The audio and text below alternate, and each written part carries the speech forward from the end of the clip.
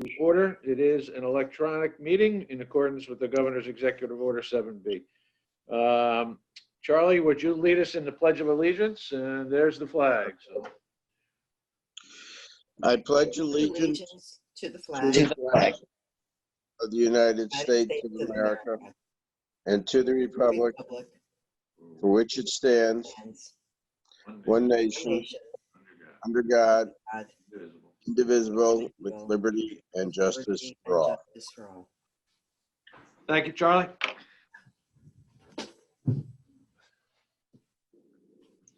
Item number 2, public forum. I don't know if we have anyone from the public here,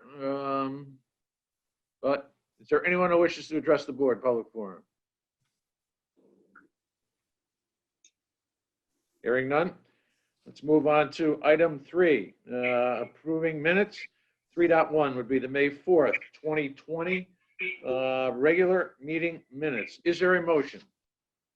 So moved. And a second? Second. Thank you. Comments, questions, changes, etc. I had none.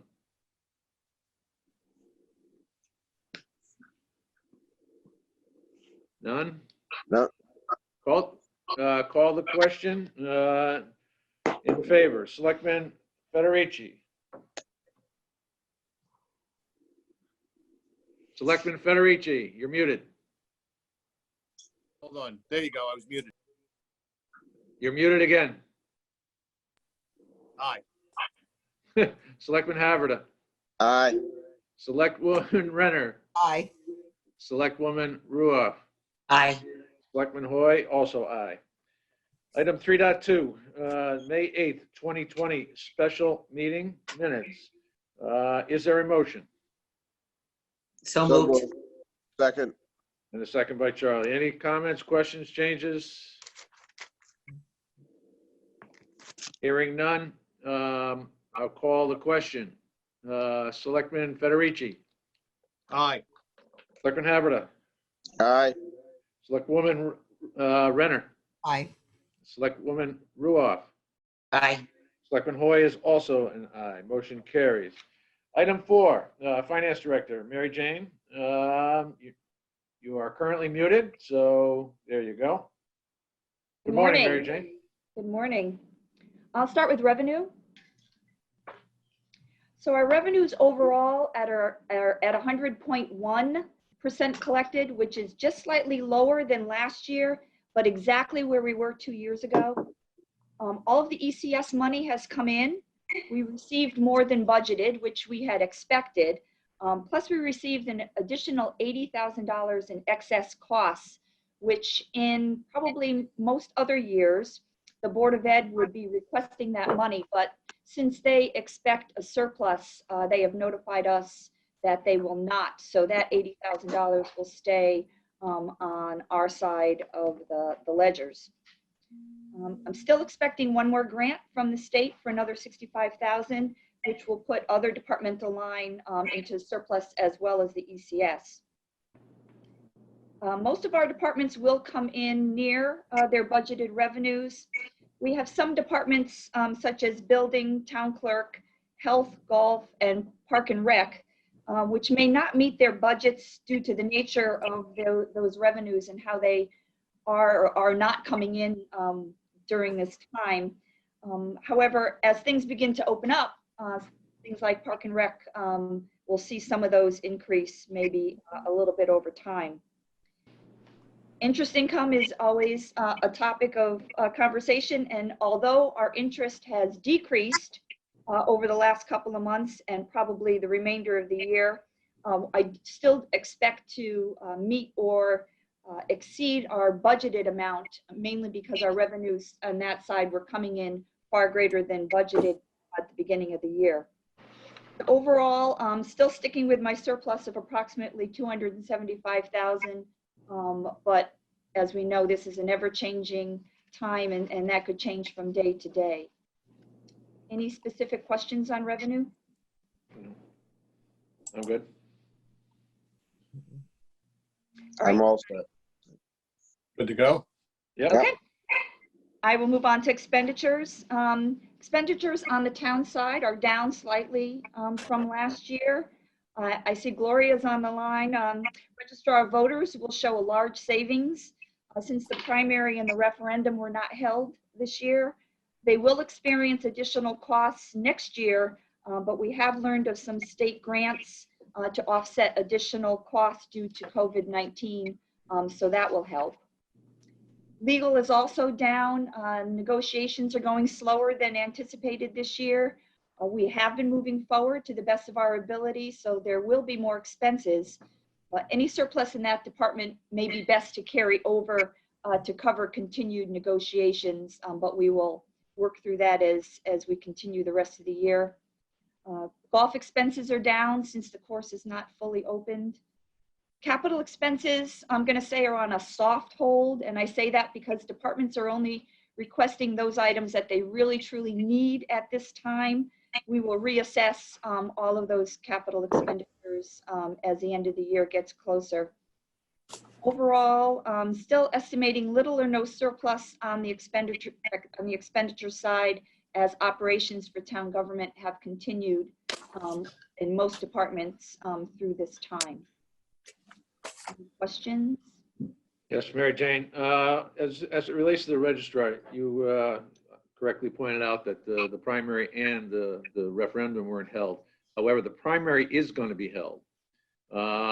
Is there an opportunity for us to continue to enforce some of the funds that would have been associated with the primary into the following fiscal year? Absolutely. Any department that has those funds needed in the following year, we can certainly would bring those to the Board of Selectmen and Board of Finance attention. Okay, thank you. Other questions on expenses? Mary Jane, just let's talk a little bit about expenses related to COVID-19. I just want to talk briefly about how we're tracking those and the recent change with the CARES Act related to Fema reimbursement. Yes, as I've mentioned in the past, we are tracking COVID expenses through a separate line item in any budget that has COVID expenses, so that you'll see that if you look in the detail of your expenditure reports. We have a separate line item. We also have a CARES Act line item in the fire department because we had applied for specific funding for some areas there at 90% reimbursement instead of FEMA's 75. We've recently heard word that the state may be funding our COVID expenses directly, and we're working on that. They have recommended that we continue to put all of our expenses through the FEMA website so that we can track them that way. But there is an opportunity now for us to receive 100% funding through the state as opposed to 75% funding through FEMA. And as anyone knows who's worked through FEMA, that would be certainly easier to do. Mike Chauvin, the fire department, is working closely with me on this, and he's looking into that CARES Act 90% funding to see if there's anything we can do with that as well. As I've said, with everything moving forward, it changes day to day, and we're all trying to keep up with what's the recent funding mechanisms, but we will work to get as much reimbursement back on as many COVID-related items as we can. So far, we've only received, the only revenue we were able to receive is through the fire department. We received some money there that we were able to put towards loss of revenue through Medicare. Otherwise, so far, any loss of revenue, I haven't heard of any way that we can recoup any of that, but we are still tracking it. Thank you, Mary Jane. Any questions of Mary Jane on that? Yes, in relation to whether the revenue comes from the state or the reimbursement comes from the state or FEMA, another positive thing would be that it would be quicker, right? Because sometimes FEMA can take like 2 years or something to get the money back. Yeah, certainly that's kind of what I was alluded to when I said it was Yeah. difficult to work through FEMA. Yeah. We will work with whatever Yeah, agency is right, willing to right. give us some funding, but hopefully if we can work through the state instead, hopefully that'll be a lot quicker for us.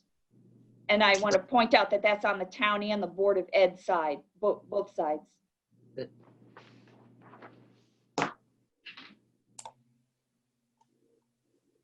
Matt, I'm hoping I answered that question.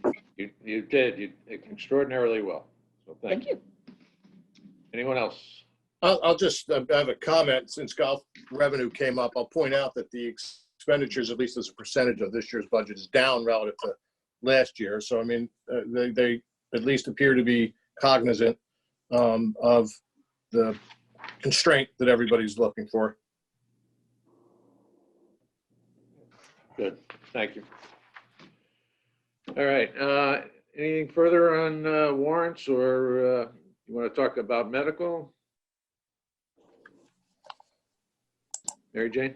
Okay, I'll move on to medical if there aren't any other questions. As you can see, April claims were very low. You can probably figure that out for yourself. Dentist offices were closed, elective surgeries weren't being held. A lot of people weren't going to see their doctors. So I was not surprised to see low amounts in April. I would expect to probably see that same amount in May and maybe ramp up a little bit in June as things start to open. But, you know, again, it's very low, but understandable in my opinion. Catastrophic claims are still tracking low. It's been trending that way all this year. We're currently at 55%. This may be one of those years that we do not meet our premium, but you know, we'll have to wait and see. We have 2 more months.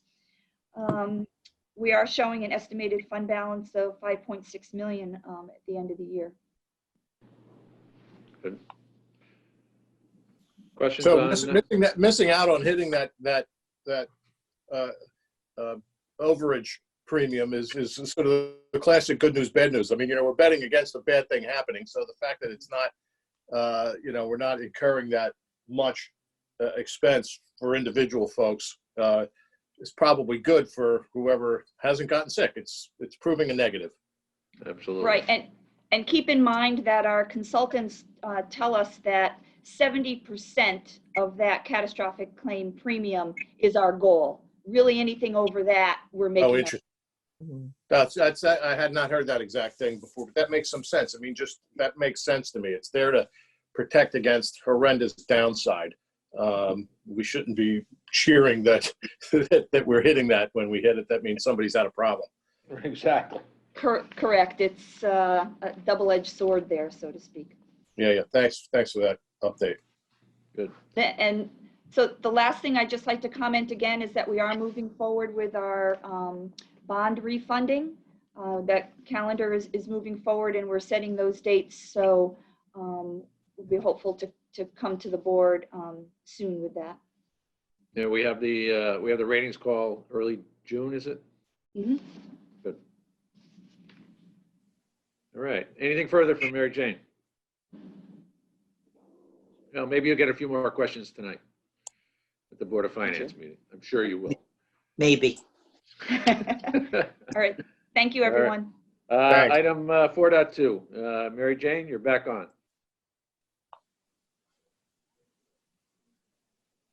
Okay, I'm not seeing 4.2 on the agenda. What is the Consider budget? and take possible action on the fiscal year 2021 budget as a result of the Board of Finance resolution. Okay, so you should see that on the paperwork. I think I highlighted it in purple. 2 additional items in the reduction in the Board of Finance column.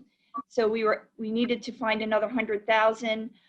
As always, we had continued to work with our consultants on the medical side, and we were able to see some savings both on the town and Board of Ed side there. So you'll see that 55,000. And working with the police department, we were able to reduce their request for police vehicles. So the balance of the 100,000 is in that line.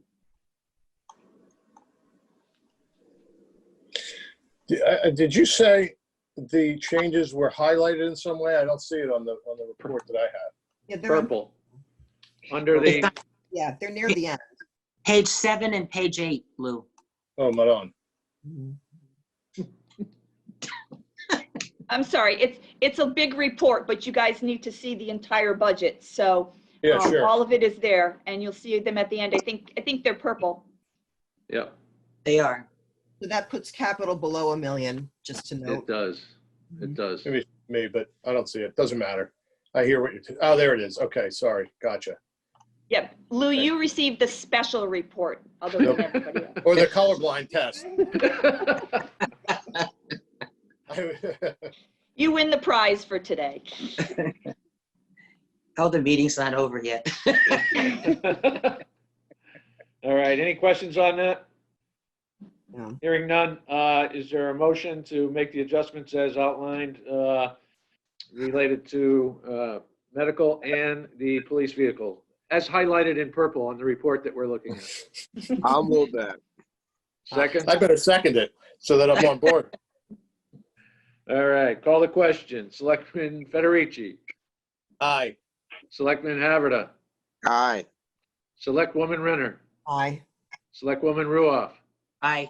Selectman Hoy is also an aye. That motion carries. Thank you. And Thank you. We will finalize the budget for 2021 with those reductions. Wonderful.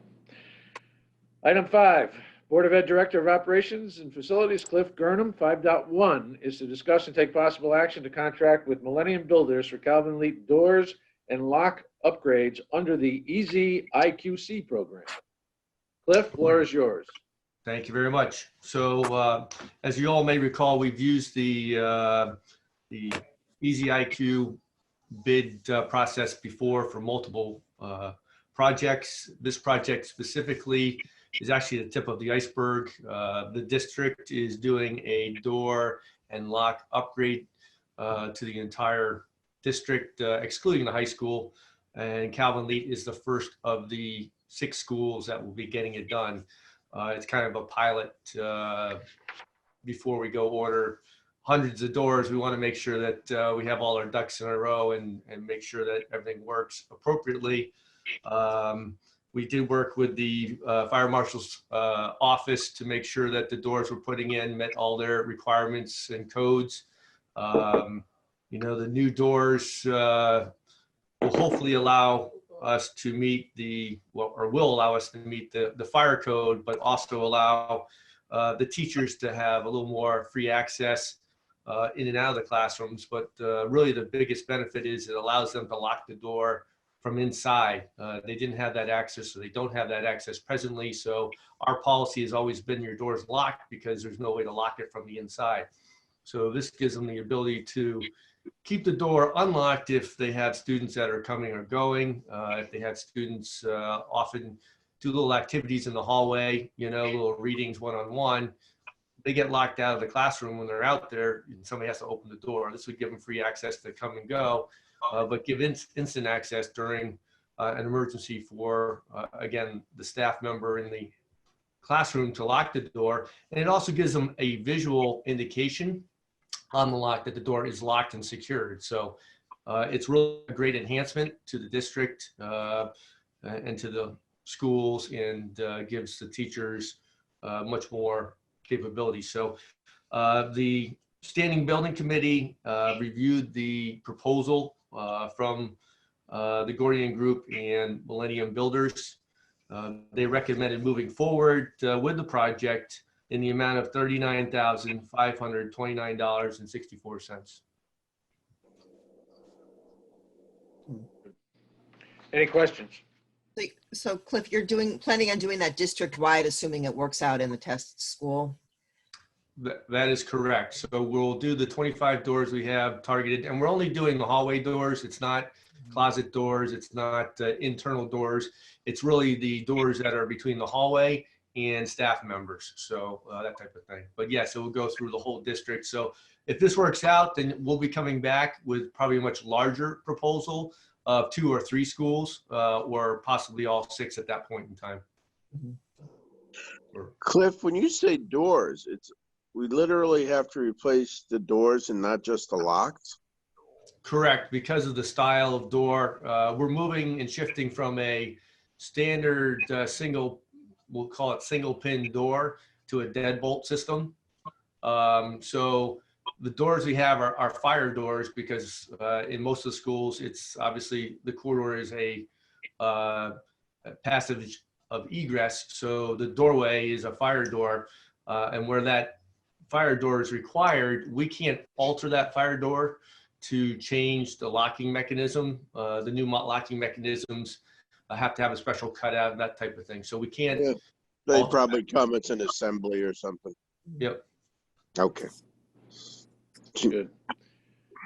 Any other questions? Hearing none, is there a motion to award the contract to Millennium Builders for the Calvin Leaf doors and lock upgrades under the Easy IQC program in the amount of $39,529.64? So moved. And a second. I'll second it. There you go. If there are no further questions, call the question. Gloria, are you raising your hand for something?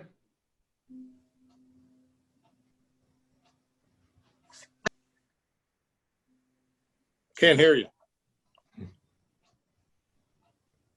Can you hear me? Yes, we can Okay. hear you now, Gloria. It's probably maybe a little bit too early after the vote, but I just wanted to remind Cliff that we have contacted him about the August 11th primary. Mhm. And I don't know if that, yeah, I know it's the hallway doors, but we hope to use the schools then. Yeah, that shouldn't interfere with your access to the schools and the flow that you normally have in all the schools. So that shouldn't interfere with you at all. Thank you. All right. There's a motion and a second. Call the question. Selectman Federici. Aye. Selectman Haverda. Aye. Selectwoman Renner. Aye. Selectwoman Ruoff. Aye. Selectman Hoy is also an aye. 5.2, Cliff, consider and take possible action on change order for design work for the new 595 New England Road building. Thank you. So as you know, we're trying to redesign the storage space on the second floor of the old science wing and create offices up there. So we did the majority of the work. We have construction documents that are probably 90% complete. From those, we went out, we got construction costs, and the construction costs came in over budget. So we've been doing a lot of homework and research to try to determine how we could get that back into budget. After a little bit of investigation work, we came out with came up with a new type of HVAC system, which really essentially is going to allow us to use much of the existing system that's there. The system was put back in originally in 2015 when we did the renovations for the fitness center. So we really want to take that system and enhance it versus putting in a whole new system. So we came and found this system that will do that. It's called the EMI system. It's very efficient. So we now need to redesign the HVAC work and the electrical to kind of insert that new EMI system into the CDs or the construction documents. The goal or the hope is that by doing this, we should be reducing the cost of that project by about $200,000 to $300,000 because we're reusing much of the HVAC system. So it's well worth our redesign efforts and the cost in doing so. So the Standing Building Committee, our architect and engineering firm, Silver Petroselli Associates, both reviewed the system. They've gone out and done scope reviews or reference checks rather with about 4 different companies that have this system, and they all came back positive. So the Standing Building Committee is recommending that we move forward with the redesign and award that work to Silver Petroselli and Associates in the amount of $16,400. Questions? Cliff, go ahead. Sue, go ahead. I was going to ask if Silver Petrocelli did the original design work, and kind of the obvious question is, why didn't anybody say originally, you could save 300,000 if you do it differently?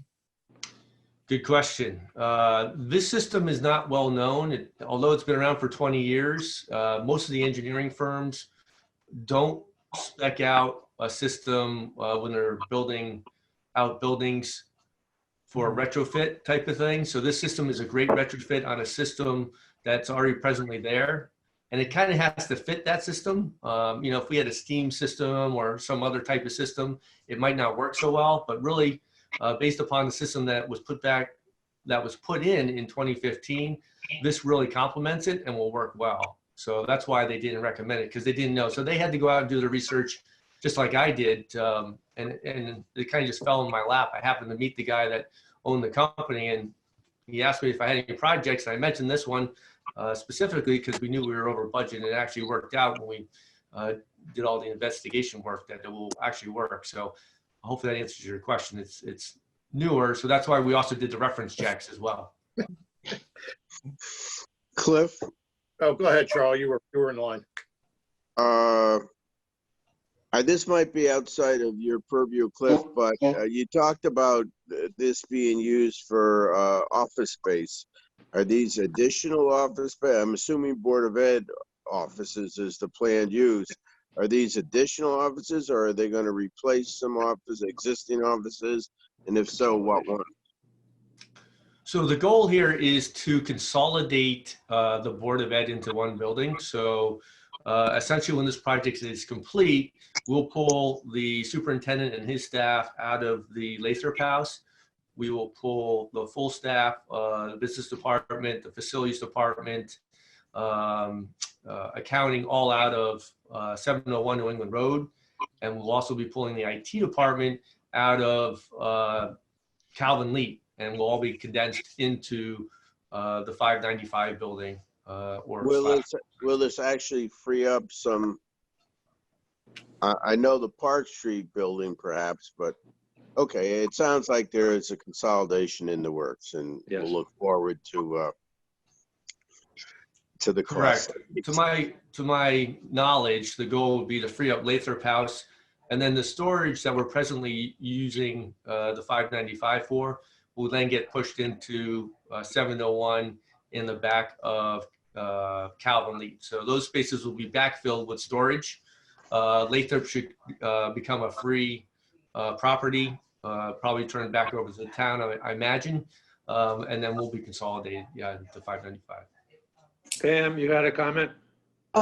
Yes, I just want to pause on the use of the science building, and I know I brought Jeff D'Onofrio in at earlier stages because there's some sensitivity to, I think it's two issues. One was the original grant for the science building, and because it didn't have the useful life of whatever that use was, the science, that there was a risk that the state could recoup some of the funds. That was one issue. And the other issue was with the high school and making sure that that building wasn't included in kind of a Board of Ed use. So there was votes both on the Board of Ed and Board of Selectmen side of changing that use to a town use, not a Board of Ed use. So there's just some things I want to pause at perhaps after the meeting and maybe bring Jeff D'Onofrio back involved and make sure everything is. And just to clarify, working off of Pam, what you're stating there, again, we cannot use the 595 building for classrooms, and it's not being used for classrooms. It's being pushed as office space and only office space, which is outside the realm of, classroom or educational space. So it shouldn't interfere with the reimbursement for the high school. So hopefully that helps, and we can talk more with Jeff on that one. So again, we're still in the design piece of the work. Once we finish the design and get them back to 90% complete, we still have to go through the process of vetting this through the fire marshal's office and the building department. We haven't reached that part yet. So we still have a ways to go. And as we also know, we still need the funding to do this project. We have a little bit of funding, but we'll need the additional funding. And we know that right now things are a difficult time. So. Okay, well, I'll just check with Jeff and have you in the loop, and we'll report back if there's any. Yeah, something in back of my mind says that we've had these conversations, this is not the first expenditure with Silver Petrocelli for this project. Correct. That I thought we had vetted this when the original engagement with Silver Petrocelli was We did, contemplated. but it's just that we're going down the road, we're getting further down the road with just, we're doing the design in order to actually do the work. So Yeah. I just want to make sure that we're doing it correctly once we take that next step. Good. Mary Jane? Yeah, I just wanted to add that a part of that is the high school audit, which should have been done and complete by now, but because of COVID, our auditor is unable to come here or to do any of that work. Hopefully after May 20th, we can maybe reassess that, but that's really one of the kinks in the wheel at the moment. Mm-hmm. Thank you. So- Lou, you had a comment? Yeah, a couple questions. And one of which was related to what Pam was saying. I remember that issue. I thought there was a fairly short window of time that we had to wait to have that was it a 1998 bond to do the building? So to expire. So I remember when all that came up, but I'd be interested to hear, Pam, what comes back from Jeff and what our timeline is, and basically when we're free to go. Okay. Yep. So thanks for raising that, and I am interested in that. But Cliff, couple sort of practical questions. Sufficient parking around that space to have all those people consolidated there? Yes, Not going to affect school operations? we have more than sufficient parking. The whole underside or backside of the science wing is not used on a daily basis during school hours. So we do have more than enough parking. I'm sure when we review it with the building department, we may have to add 1 or 2 handicap spots, but that will all be reviewed as we move forward. Okay, and the security in that building will be comparable to whatever security exists at the school? Absolutely. We are slowly putting in the door access system, which is throughout the district. It's already installed in the fitness center. So all we have to do is expand it upstairs. So we'll have card swipes, that type of thing. But the doors themselves will be of the same quality. All right. And sort of maybe getting ahead of ourselves, but that the existing New England Road office, which always strikes me as a half a step above, like a double wide trailer. What's happening with that in future? Again, what we're going to do is Other than a tear down. No, the building itself actually is in very good shape and condition. We've maintained it over the years, but the goal there would be to do 2 things. One would be backfill the storage from 595 and use part of it for storage. The second part would be to convert it over to the maintenance building. So as you may know or may not know, we have a trailer up at Baldwin in the back parking lot that houses much of our electrical and mechanical equipment and supplies. So we'd actually be getting rid of that wonderful trailer that we got donated from one of our bus companies years ago. They gave it to us and we hauled it up there and created that maintenance trailer. So that disappears and this becomes one of our main maintenance locations. Okay. Interesting. So it'll be interesting. Be glad to see that all evolve. It sounds like you've got a sort of a check plan in place. Yes. And then in terms of the dollars, this is obviously for plans and engineering work. The actual work that's going to happen is part of an existing bond? Or right will this now, it's not. No. It has not been funded. I believe there's Not been funded. $200,000 that was put aside, and correct me, Matt, if I'm incorrect on that, to start the project at a certain point once it's, fully approved, but it has not been fully funded at this point. The funding that you're referring to, Cliff, is from the 2016, 2017 bond approval referendum. This was included in several projects that the board passed at that point.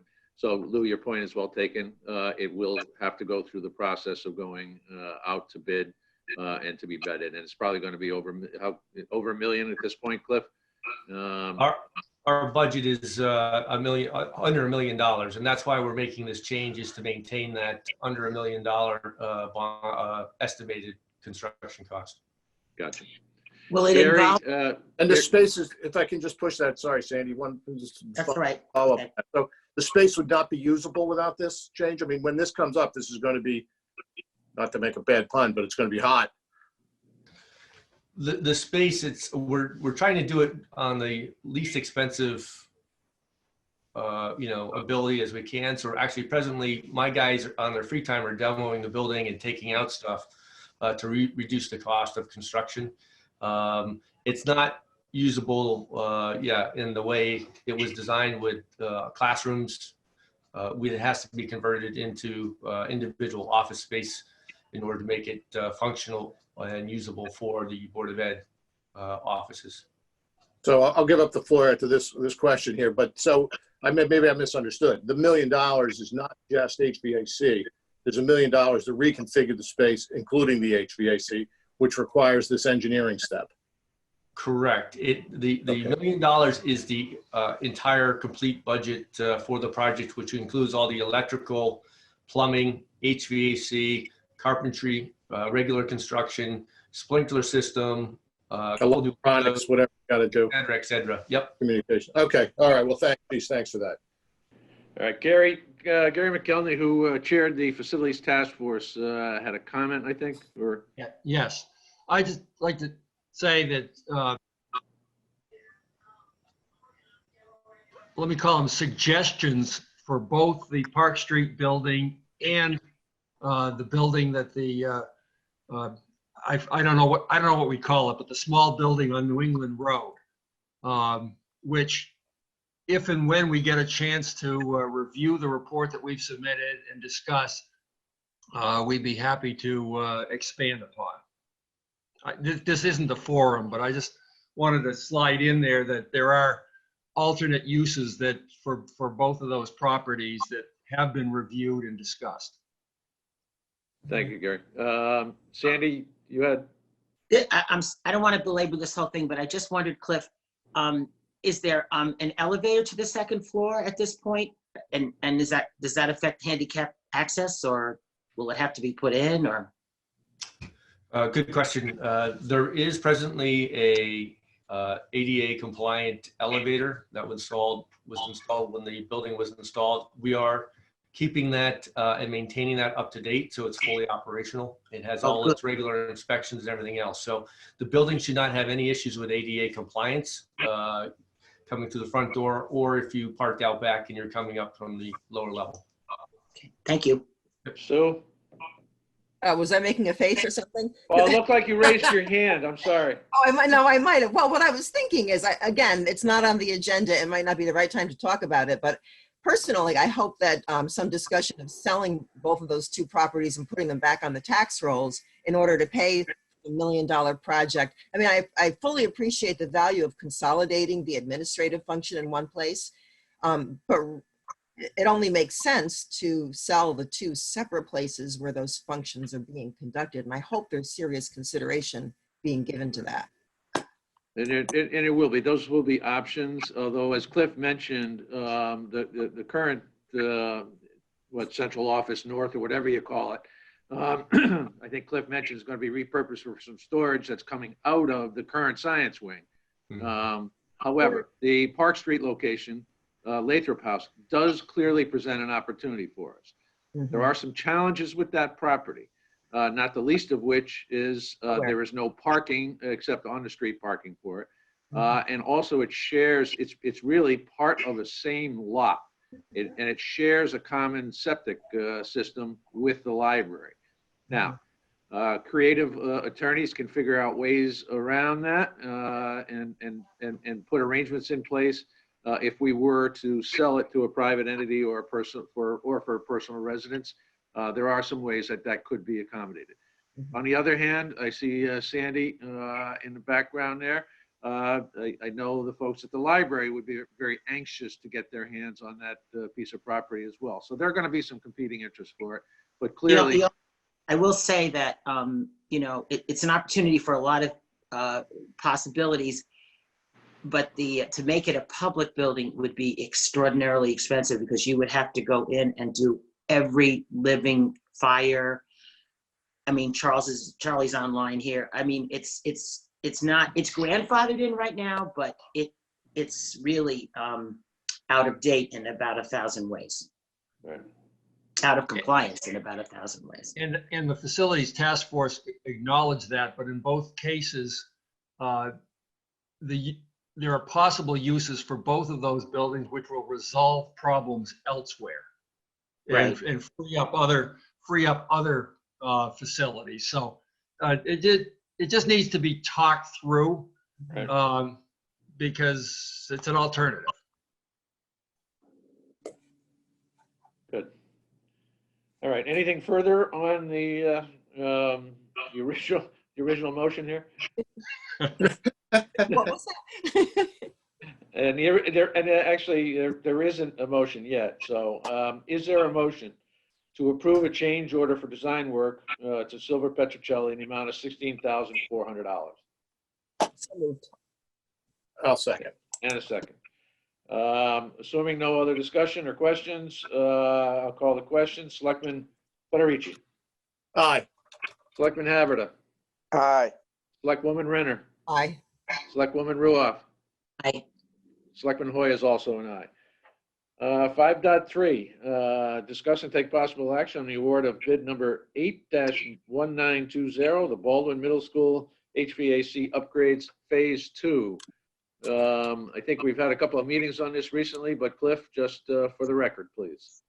Sure. So obviously we went out to bid for phase 2 of the Baldwin project. Phase 1 has come to just about a header. We had 7 bidders on the project. The lowest bidder was Save More Cooling and Heating, and they're out of Southern. They've also were the company that phase, and they are also a company that awarded the Melissa Jones HVAC project, which is presently underway as we speak. The architect and engineering firm, Silver Petrocelli and Associates, along with the SBC, are both recommending awarding the work to Save More in the amount of $1,483,000. Good. I'm going to put this in a form of a motion that we award in accordance with the Governor's Executive Order 7S, particularly paragraph 7, which enabled the Board of Finance and Board of Selectmen to approve capital bonding projects without going to town meeting and referendum. And I'd like to award, based on the decision of the two boards, that we would be awarding this to Save More Cooling and Heating in the amount of $1,483,000. Is there a second? I'll second it. Comments or questions at this point? Nope. Call the question. Selectman Federici, Aye. Selectman Haverda, Aye. Selectwoman Renner, Aye. Selectwoman Ruoff, Aye. Selectman Hoy is also an aye. Congratulations, Cliff. We'll get the document signed a little later this morning. Very good. Thank you very much. Have a great day. Thank you. You too. Item 6, Police Chief Jeff Hutchinson. 6 has got 2 items. The first one, 6.1, discuss and take possible action to purchase a Windows server and related licensing from Advanced Office Products off of the state contract 13 PSX 0188. Good morning, Chief. Good morning. Can you guys hear me? Yep. Okay, so before I proceed, I wanted to make a correction on that requisition that went in. The state contract is actually for Dell and not for Advanced Office Systems, so my apologies on that. Everything else is the same, but you have a copy of the state contract, which names Dell as the vendor and not AOS, so I would hope that we can proceed with this and with the understanding that we would need to change the vendor to Dell. Okay. As long as everyone's okay with Yeah, that. we can do that with a motion. Okay. An amended motion, I guess. So what we're looking to do, per the suggestion of our new public safety IT guy, Jay Leatherman, is there's 3 servers being purchased for public safety through the communications budget, actually through bonding. What we're trying to do is look forward and put in place the ability to start building virtual servers, which would save us future hardware costs. And in order to do that, the licensing that we need to get for it would be this, the licensing that he'd recommended here. And don't ask me to get into too much technical detail because I can't. But I do know that the concept is to get this licensing that will go with, it doesn't go with the machine. So if we change out the hardware, we still own the licensing and we can still do the long-term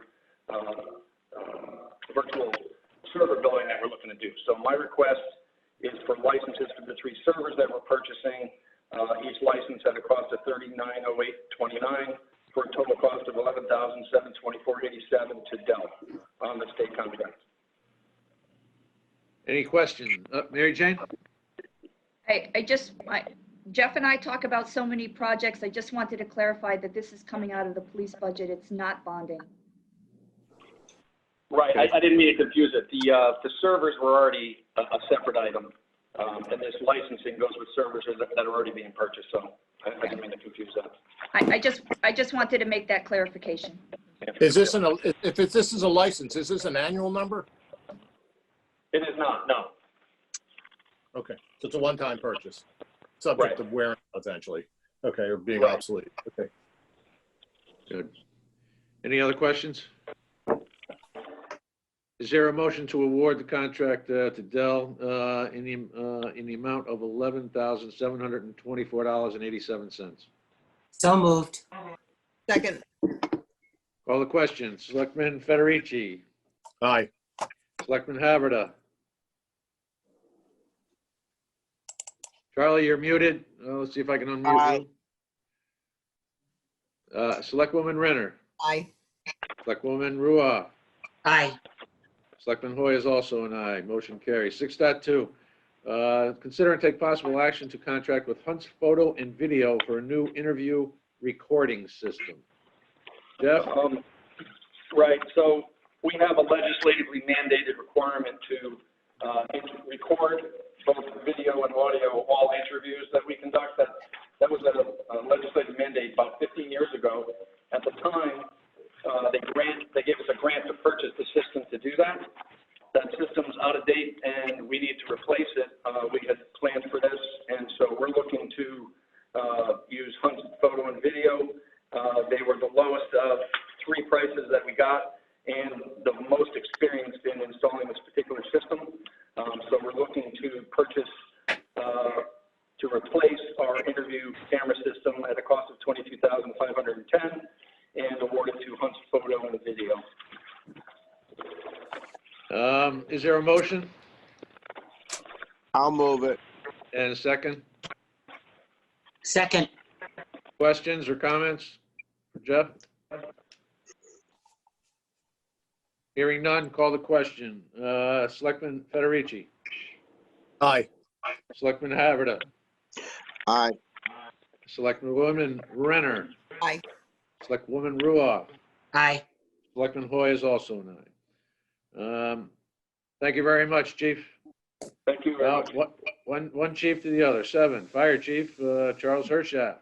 7.1, discuss and take possible action on the purchase of 2 public safety servers from Advanced Office Products, Office State Contract 13 PSX 02080. Is there any chance these are supposed to be Dell as well? No, Okay. Charlie, you just want to tell us what these are part of? the chief did an adequate job of explaining everything. These are the replacement of the two public safety servers, one for the fire department, one for the police department. They are state contract numbers, and they are from Advanced Office Systems at the recommendation of our IT guy, and the price is $34,148. Okay. Questions?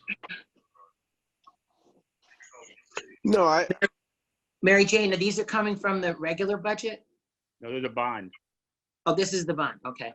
Right, we had some savings, in a bond and the communication area, and this particular project fits right in with the balance to be used. Thank you. Charlie? the only comment I want to make, and this is relevant to the pandemic and spending at this point that we've made at previous meetings, and both the ones for the police department, the previous motions, and this one, you know, they're necessary things that are going, the money is going to be spent, and putting them off just doesn't make any sense. So that's why I'll move this one if that's the point we're at. There you go. Yeah, it is. And is there a second? Second. Yeah. Wonderful. Any further conversation or? I do have a question. We just discussed the benefit of moving to the virtual servers for police, and I don't really know what I'm talking about, but did we consider the same? I mean, if there's benefits on one side, wouldn't there be benefits here too? Or are these the same virtual servers? These are I think these are the virtual servers, and the software we approved by the police department is for the use of those virtual servers. Am I right, Charlie? Yes. So the same, I'm sorry. So they are the same, basically the same thing, and it's the same software. Well, Jeff was just buying the software related to one of these servers, right, Charlie? Right. So I believe it's for both of them. Jeff, you still there? I think he left. So Okay. Jeff, so the budget for the software came out of the police department, and the budget for the, well, it's not budget, the budget for the hardware itself, the virtual servers, is coming out of the fire department. I see. Okay, thank you. Out of the bonding. Got it. Yep. Apologize. Good. All right, it's been moved and seconded. Is there, going to call the question? Selectman Federici, Aye. Selectman Haverda, Aye.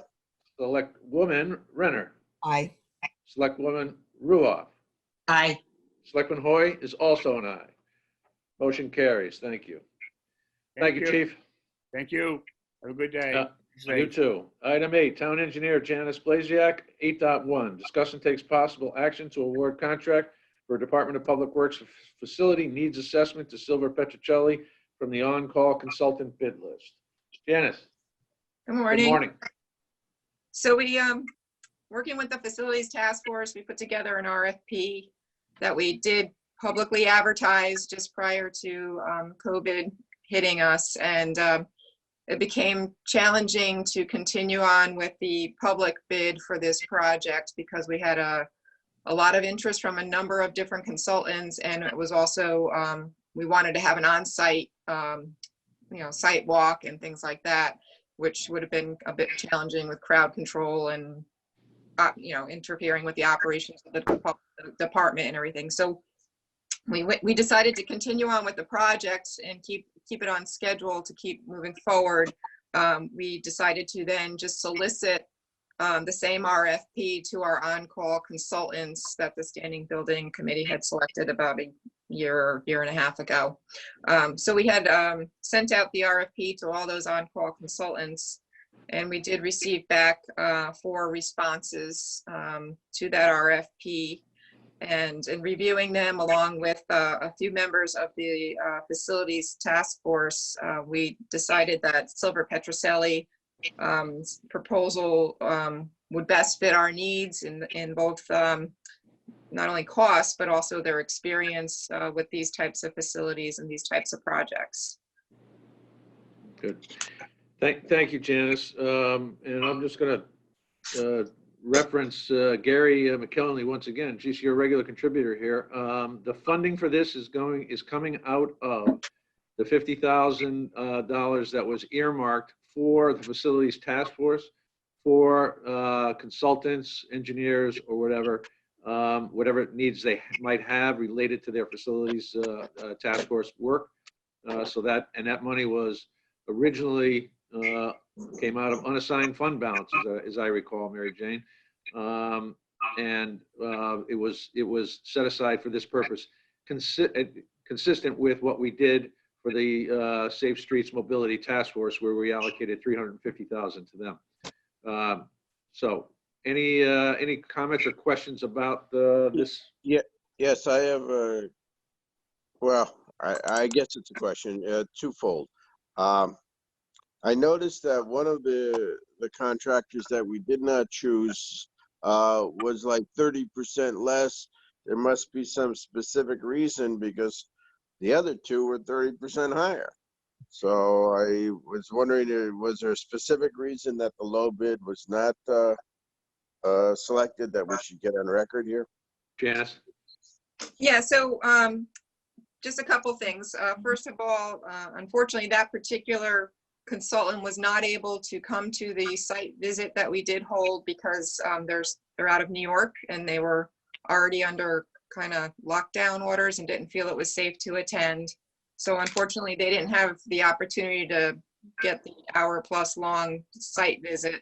And also their scope of experience for this type of project, meaning, you know, a maintenance type facility like a public works facility, they didn't seem to have that breadth of experience with this particular type of project, which is unique other than like office buildings or housing type projects. So in reviewing their proposal, even though they were a lower cost, we didn't feel they met the qualifications level that Silver Petroselli did.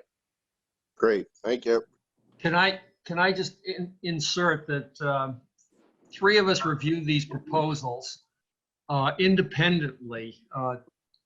2 of us, not me, were very experienced in dealing with RFPs, engineers, this kind of project. We challenged Janice on a couple of issues, and not surprisingly or not surprisingly, all 4 of us independently selected Silver Petroselli as our #1 choice. So we did this independently. We had all made our hierarchies before talking to Janice, and everything she said confirmed that. Okay, the only other point, thank you, Gary.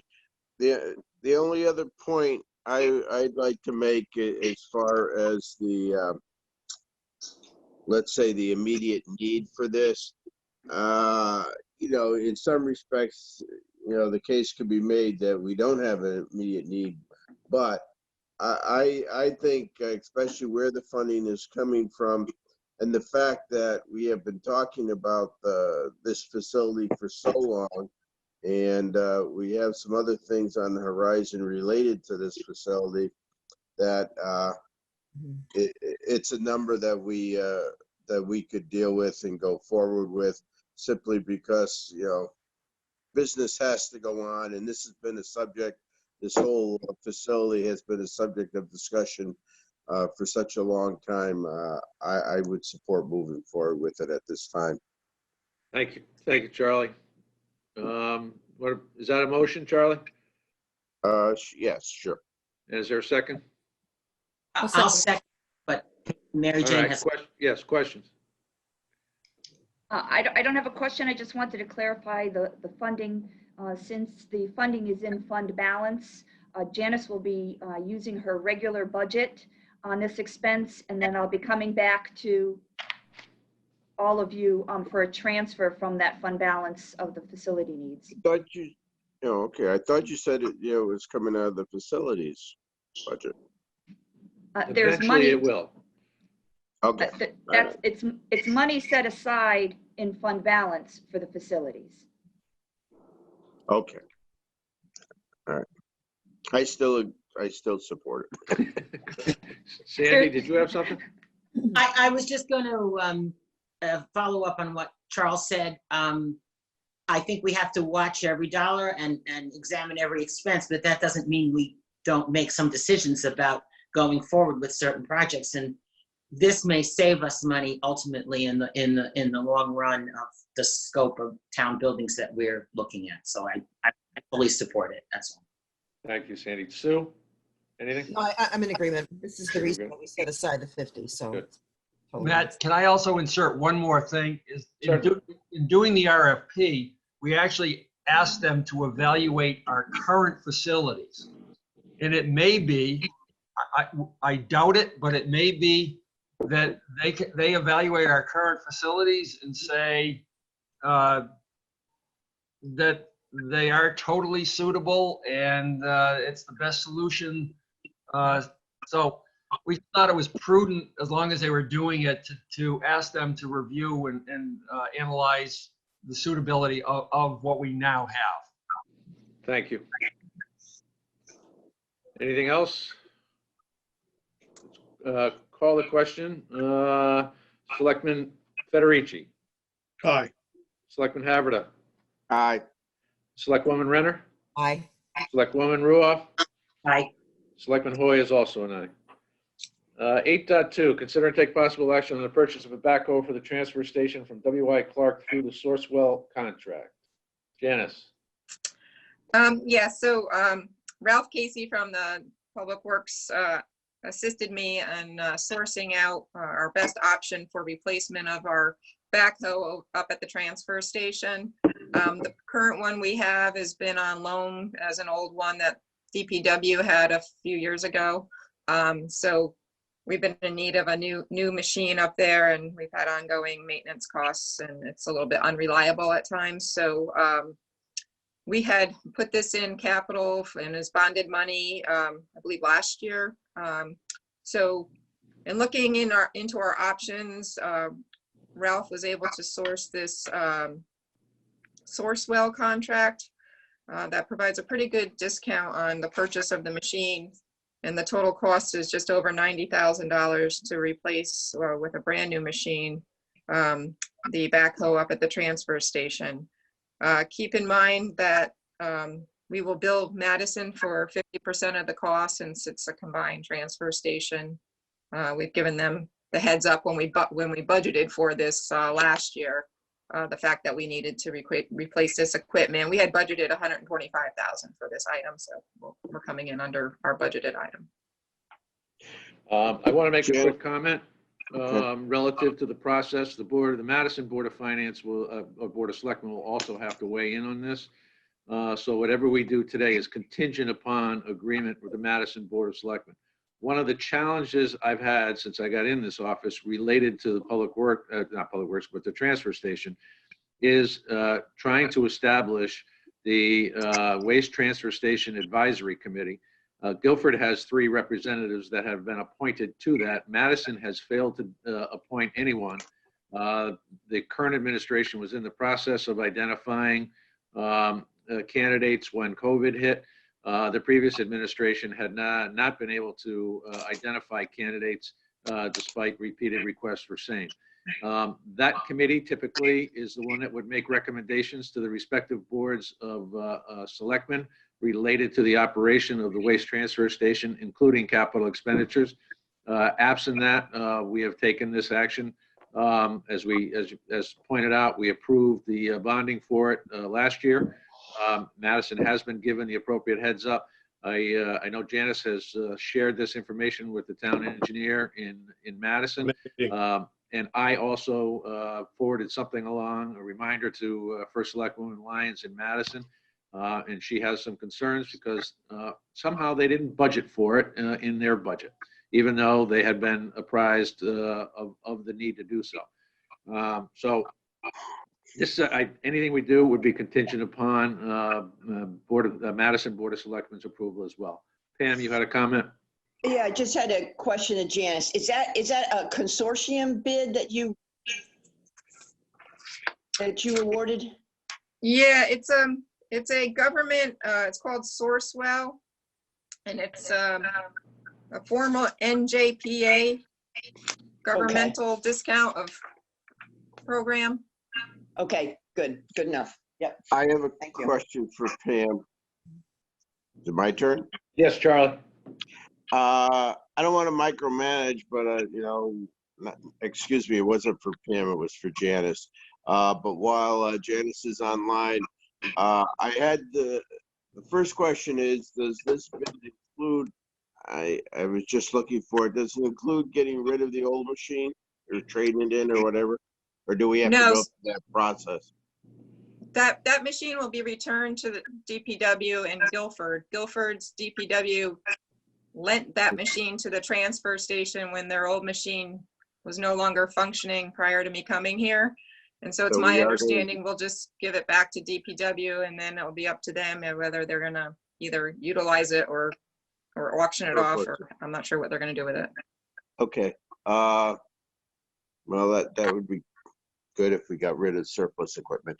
And, again, I don't want to micromanage, and when the commission for the transfer station or whatever the group gets reinvigorated, I used to have discussions with your predecessor, and they cleaned up a lot of the equipment up there, but there is still one great big old truck out and back. So I'm sure you're aware of it. Yes, Okay. that's All right. on our list. I gave, Charlie, just so you know, I gave that to the purchasing agent. There was a movement prior to COVID coming on for an auction, I believe, and I did provide her with that as an item to be disposed of. Okay, just taking the opportunity to thank you, all set. Do you need a motion, or we're all set with motions? I think we need a motion. I'll Charlotte. move it. I'll move it. And that motion is contingent upon agreement with the town of Madison. Of course, yes. Thank you. Is there a second? I'll second it, but Sue and Go I ahead, have Sandy. Go ahead. second, but have a question, and Sue does too. Certainly. Go ahead. Well, I guess it's more of a comment. In my 2.5 years on this board, I believe this was one of the first issues identified with needed improvements and upgrades at the transfer station. And I commend you, Matt, for going forward on this. And the frustration is not, I think, from the town side on Guilford, but from our partners in Madison. And I hope they will come forward with the other part of this funding, because there's a number of things that need to be attended to there. And it's an important service to the townspeople. And anyway, I feel frustrated I just venting. I share those. I do too. To Sandy's point, often, especially during budget season, people talk about cooperation with other towns and shared services. But this is an example of the potential frustration when you lose control of things within your community. So put it back in your memory vaults, guys. I have a question too. So, a few months ago, there was some talk of possibly sharing services with a different town. right. Brantford. Is that a possibility at all? It still is potentially a possibility. One of the things that kind of recommendation was going to be forthcoming from this advisory committee that we're putting together. That was one of the charges, their initial charges, in addition to looking at rates and capital improvements and that kind of stuff. Yeah. One of the charges to them was to look at alternatives with Brantford. If we were to do that, there would be no need for this equipment, I assume. Right. Very possibly. I hate to hold everything up, but is it something that can wait a little bit, or? Well, I mean, I think it would be some time before that happens in terms of any decisions, obviously. And in the meantime, we need this equipment to operate on a daily basis. So if we were to find the disposal of the facility, then obviously all the equipment would also be an opportunity to dispose of or to utilize in any transfer of use to another facility. Or that use of some of that equipment could potentially be part of the agreement with any other town. Right. Yeah.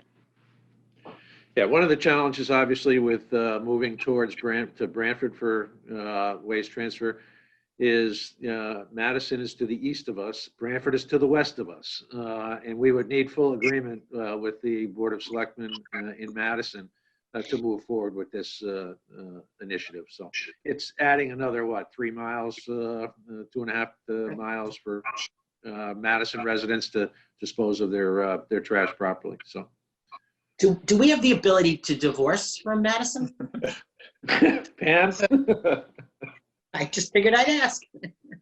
I mean that in a friendly way, not a mean way. I'll review the agreement again. You know, there is a written agreement, and I know there's automatic renewals, but there also, I believe from memory, that there is a ability to terminate on a certain number of days' notice by vote of the board. So, Because on a serious note, if it made more sense for Guilford and Branford somehow to cooperate together, and Madison didn't want to, it would be a real shame for us to lose an opportunity. So yeah, Pam, that would be good if you could just look. Thank you. The other question I had, just is my understanding was that we were able to move forward with our needs to operate the facility and back charge Madison with certain items. And I'm not, I don't know that agreement inside and out. So I'm not sure, Pam, if you recall, or if it's something that absolutely requires their approval as well. I'm just concerned that we've had such a lack of response from them and have had numerous meetings with them. Yes, we have. And as well as discussions on the background between me and their town engineer about the needs of that facility since I've started working here almost 2 years ago. And I'm just concerned that we're going to be held up if it all is contingent on some sort of Board of Selectmen approval at the Madison. It was my understanding that we had the ability to expend our monies and then just build them. I will double check that. My memory is that generally we have the right to kind of manage it and then go back to them, but I want to look at that language.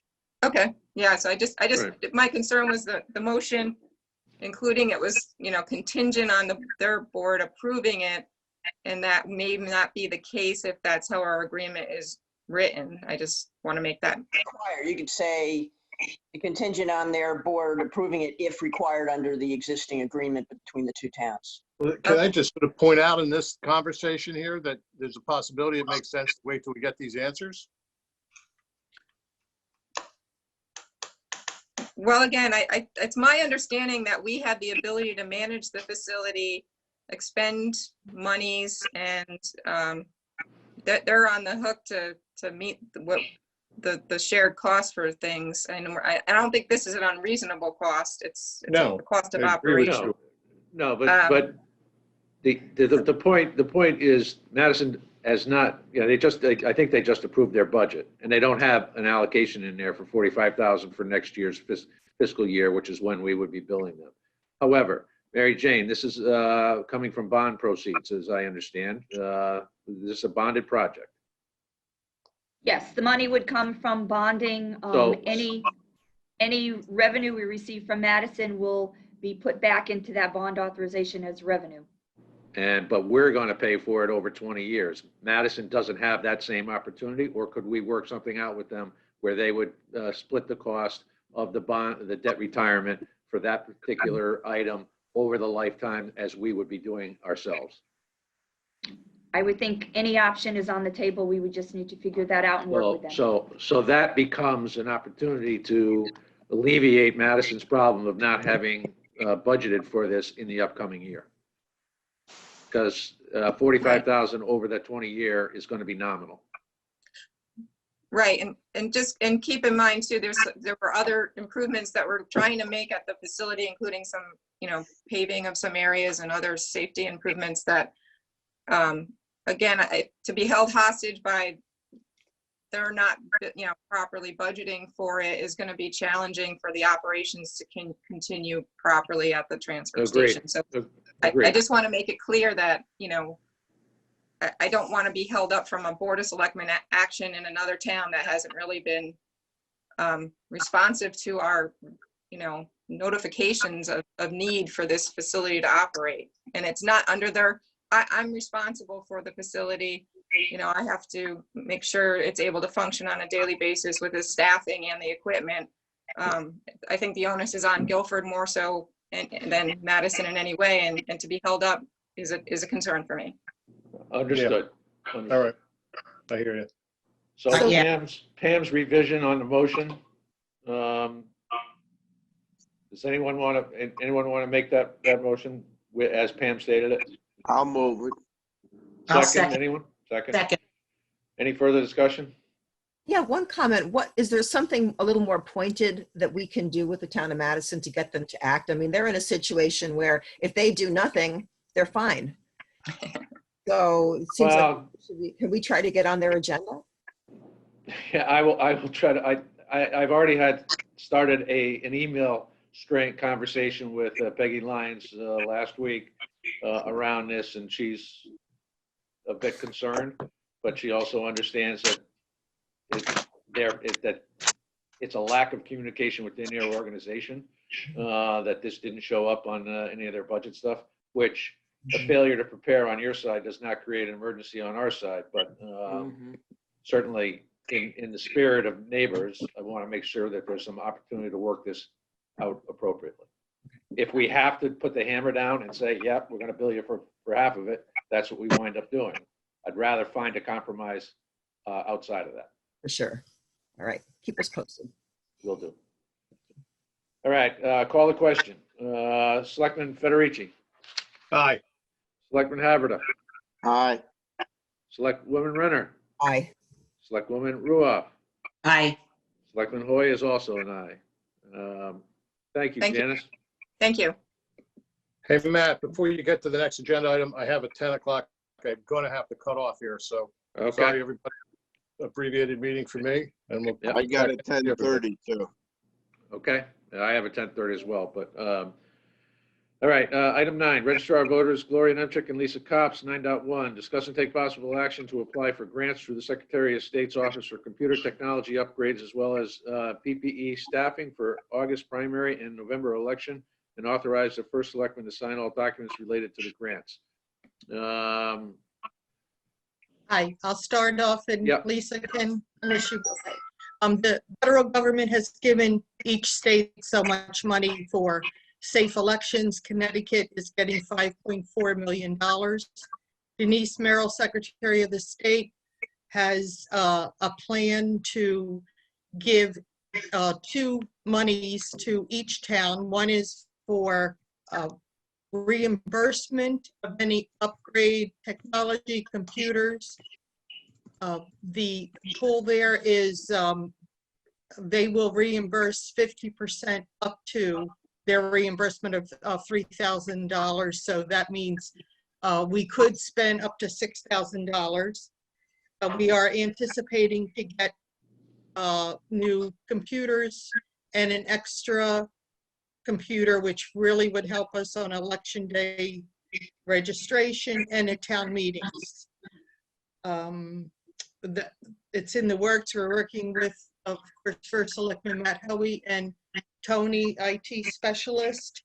And we're just gathering that information together and going to present it and go over it with Matt.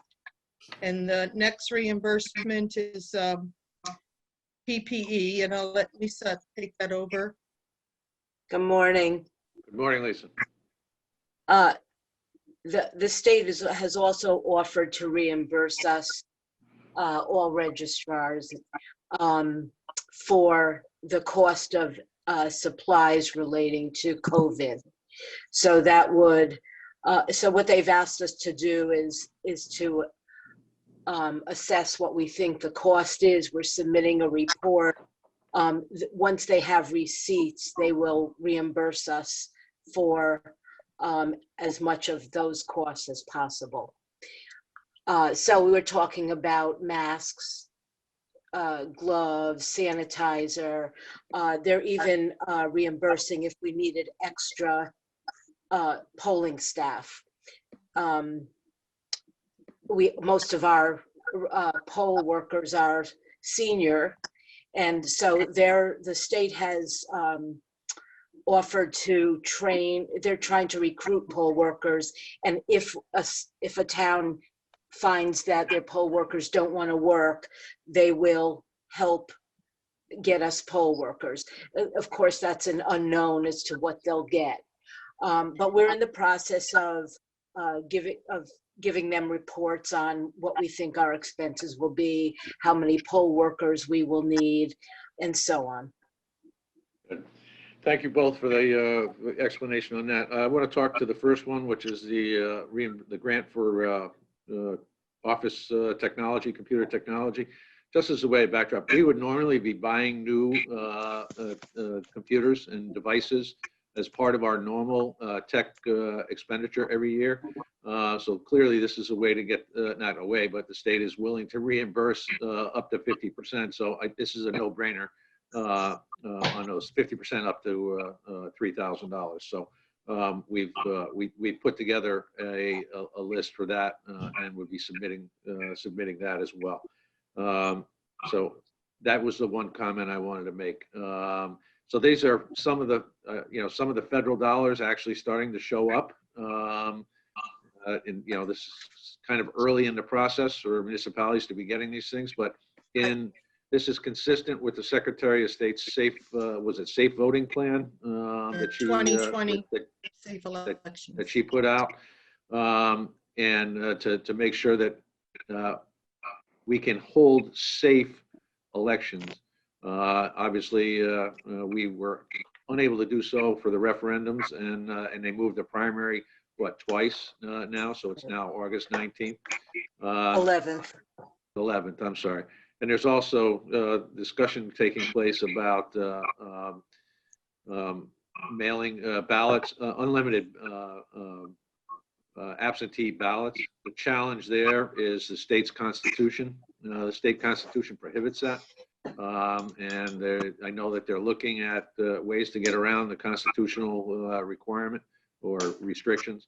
And they're there not will sure. be a special, I heard there's going to be a special session this summer for that. Yeah, it's exactly right. The legislature is going back in to see if they can do something legislatively.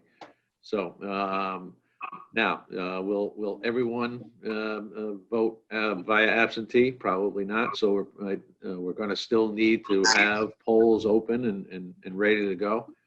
And that's why the Secretary of State is willing to pick up the expenses related to the safety components. I did hear the technology reimbursement. As soon as you put in your invoice, they will reimburse. Wonderful. That's what I heard.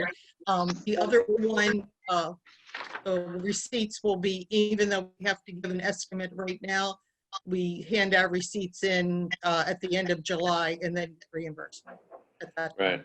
And Gloria and Lisa, the PPE stuff is for both the primary as well as the general election in November, correct? Well, right now, yeah, go ahead. Right now they're dealing with just the primary. So I understand that, but in the documentation provided by the Secretary of State, it requested that we provide estimates on both, correct? The original. I think they will pay for both, but right now, as I have email from them, they only want the estimate for August. Gotcha. Right. Anything further?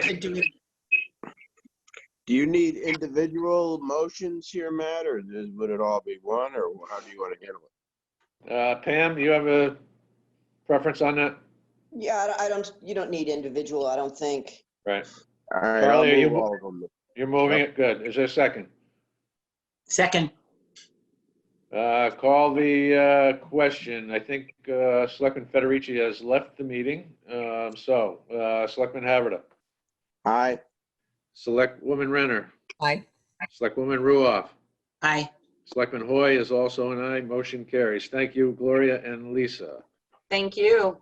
And thank you for the cooperation we've been getting. Oh, our pleasure. That's what we're here for. Item 10, Parks and Recreation. Seniors, Terry Holland Buckley, who's on the line and is now unmuted.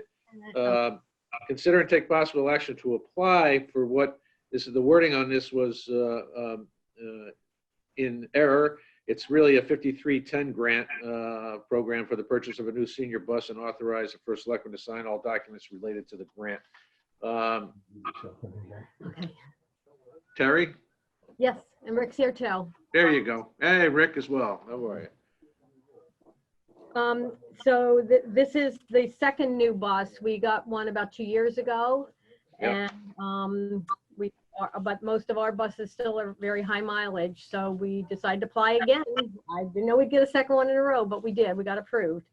So this is the actual cost on this will be $74,277 to get a bus like the one we purchased last year. It's basically identical, except we did do one add-on with the PA system because there are times that we need to communicate, to the bus as a whole, either the driver or staff.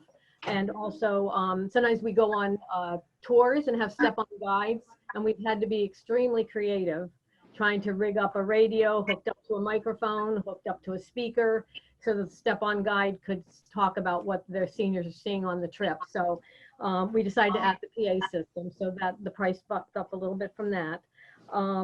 The grant is for $56,000. So the total that the town would be responsible for is $18,277, which is in the capital budget.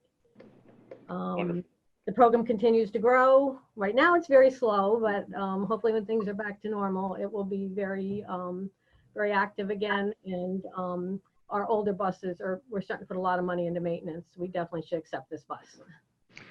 Great. Thank you, Terry. Is there a motion to accept the award of a grant for $56,000 from the state of Connecticut under the federal FY 2018 section 5310 program for the purchase of a 20-passenger vehicle? I'll move it. Accessible bus. Thank you, Charlie. Second. Second. Any comments or questions? Terry, how many buses will this give us total now? Well, it would be 5, but I think we need to retire one of them when we have this bus. There's one that's taking a lot of maintenance. I think it'll be time to retire that one. So 5 is a good level. Okay. Is that, does that give us the opportunity to auction off the old one possibly? Yeah, I mean, if it still works, it just needs a lot of maintenance these days. You got it. All right. Any other questions or comments? Well, here's the hoping that those buses, that we're going to need those buses more in the near future. I hope so. Charlie? I would just wonder if we just trade it in just to, save on the initial cost. But I guess No, they won't. They don't accept it that way. Okay, no problem. Under the purchase program, it's a state bid item. Okay, I understand. All right. Call the question.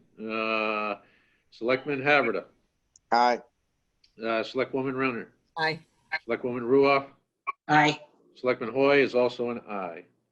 Motion carries. Thank you very much, Terry and Rick. Keep up the good work over there. How many calls from me shopping today so far? If you saw me jumping in and out of the screen, that's what I was doing. We have 12 this morning already, and we've been doing an average of 20 a day. It's been Wonderful. over 500 since this program started. Yeah, let me take this opportunity for those who may not be as familiar.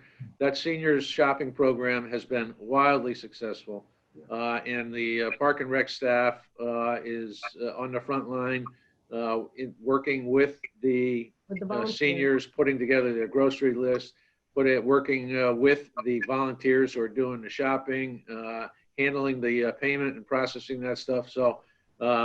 It's a completely new program, and you guys have adapted wonderfully. And I want to thank you for the work you've done to support the Guilford Cares and our seniors. So thank you very much. It's a very rewarding program. Good. Thanks, Matt. You're welcome, Rick. All right, item 11, appointments and resignations. Act on recommendation to move Phil Maltese from alternate to regular member of the Guilford Lakes Golf Course to fill a vacancy for a term to expire September 30th, 2020. Is there a motion? So moved. And a second? Second. Call the question. All in favor? Selectman Haverda. Aye. Selectman Renner. Aye. Selectwoman, I'm sorry. Selectwoman Ruoff. Aye. Selectman Hoy is also an aye. Item 12, committee reports. Sandy, anything substantive since our last? No, but as you know, Matt, because you participated, Guilford was the featured speaker, quote unquote, with a subcommittee of Southern Connecticut Regional Council of Governments. regarding our affordable housing initiatives. And even though I've said this a million times that it seems slow to us, we seem to be on a more organized and guided path than many other communities. And so we had this discussion about where we are and how we got there. And according to the coordinator, I guess it was helpful. So that's all I have to say. Good. And I want to thank you, Sandy, for the work you've done on that committee. Sandy's perhaps not saying it the same way that some of the organizers were. They are holding Guilford up as a model in terms of how to approach getting affordable housing identified and through the system to some kind of fruition. Now, we're not done yet, but they were heralding the work that was done, started with some volunteers in the Guilford Foundation 8 years ago, right? 7 or 8 years. Correct, yeah. So, well done. Correspondence, anybody have anything on either of those? No? Old business. New business. What happened to all of our uses for public property? All our signs? What's that? What happened to all of our requests for signs and everything? I missed making that motion. Yeah. There's nothing happening for a while. No. Any new business? We are going to be going into executive session as item number 17, but we'll hold public forum now. Is there anyone who wishes to address the board in public forum? Jeff Hocking. Thanks, Matt. Sorry I missed the rest of the meeting. That's quite all right. Not really. I did try to get on the agenda, but was a little late, so I realized I had to wait till the end. So I just have a short letter to read, just kind of an update, requesting some information regarding the COLA issue. And I will afterwards forward this to Tracy so she can get everybody the hard copy. My name is Jeffrey Hocking, lifelong resident Guilford, 32-year veteran of the Guilford Police Department, retiring in 2012. I'm speaking to you today on my behalf and also the 31 other pensioners listed below. A majority number of the entire pension group, some who were able to attend this virtual meeting and many that were not. Due to the recent COVID-19 pandemic, the recent downturn in the economy, and the foreseeable uncertainty over the next several months, we would respectfully ask that the Board of Selectmen further table the COLA decision for a period of 6 to 12 months. A date of maybe March 2021 is suggested, as that would be 1 year from the recent Millman report. The situation we are in is one which no one could have predicted, nor were we able to accurately predict in the short term, the next several months, what the full effect will be. We feel that it would be a reasonable assumption that by March of 2021, we'll have a much better sense of the longer term effect in the financial condition of the town of Guilford. In reviewing pension board minutes since 2008, the first two reviews do not give much detail as to the actual discussion, but in 2010, it is noted that they were only going to fund $500,000 instead of $1 million obligation to the pension fund. In the last few cycles, there does appear to be a common theme in the rejections, in that the fund is not 100% funded, and that if it had been, they'd be more comfortable giving a COLA. In 2016, Ray Bauer, who is now the present chairman, stated that his background from the private industry, he was not in favor of a COLA without the pension being fully funded. The public pension fund is not subject to the range of laws that private sector pension funds are. To apply this 100% funding standard as a reason for denial is wrong and unreasonable towards the pensioners. It is the town's decision to fund or not fund the pension. We as pensioners have funded our portion 100% every single week of our employment, many of us thousands of consecutive weeks. You would think that the reason for not funding the pension to the levels apparently desired by the pension board was a lack of money, but a review of the funding of the undesignated fund balance during the same 12-year period, no COLA awards, shows a different story. In 2008, when the COLA was awarded, the undesignated fund balance was just over $2.5 million.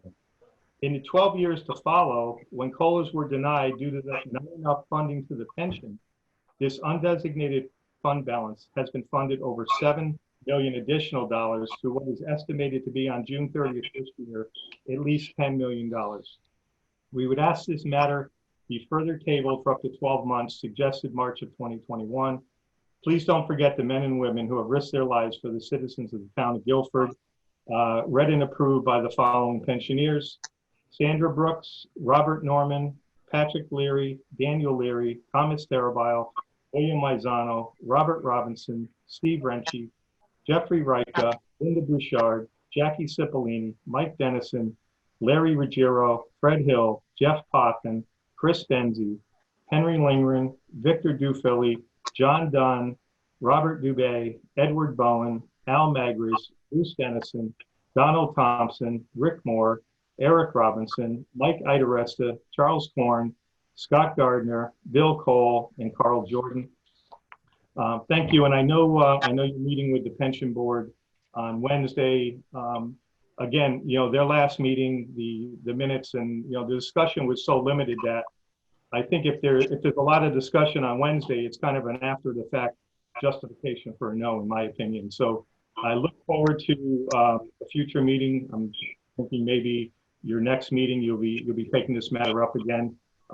But I would certainly respectfully request that we table it further so we can kind of see where we're at in the economy and everything else. I know I heard yesterday that the market has, come back 25% from when it, took that big fall. So again, appreciate a couple minutes to address the board. Thank you. Thank you, Jeff.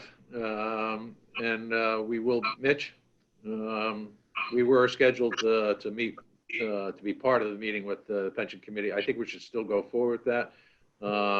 And I'm not sure, you're more familiar with the pension documents relative to, do we have to make the decision now or can we make it at our leisure? Matt, I don't know. I mean, we have to review it every 2 years, and this is the 2-year cycle. So it's certainly something that could be, I'm sure it could be delayed if that's the prerogative. Yeah. But Okay. you still want to meet on Wednesday with the pension committee. Is that correct? Yeah, I think it's still viable. Just to at least talk through some of the stuff. We can still take the same action regardless of what comes out of that. Okay. All right, thank you. Thanks. All right. Anybody else, public forum? Hearing none. Is there a motion to go into executive session to discuss and take possible action on a land purchase? And I would invite Gary McKelney and Pam Millman, and then Tracy. I can certainly give you the time unless we take action coming out. So what I'm going to do at this point is ask everyone other than the 4 board members and Pam and Gary to stay in a meeting. So 4 board members, Gary and Pam, stay in a meeting. Everyone else, please. All right. Is there a motion to come out of executive session? So moved. Second. During executive session, there were no motions made and no action taken. So with that, I'll entertain a motion to adjourn. So moved. Yes. All in favor? Aye. Voice vote. Thank you all. Bye, everyone. Bye-bye. Bye-bye.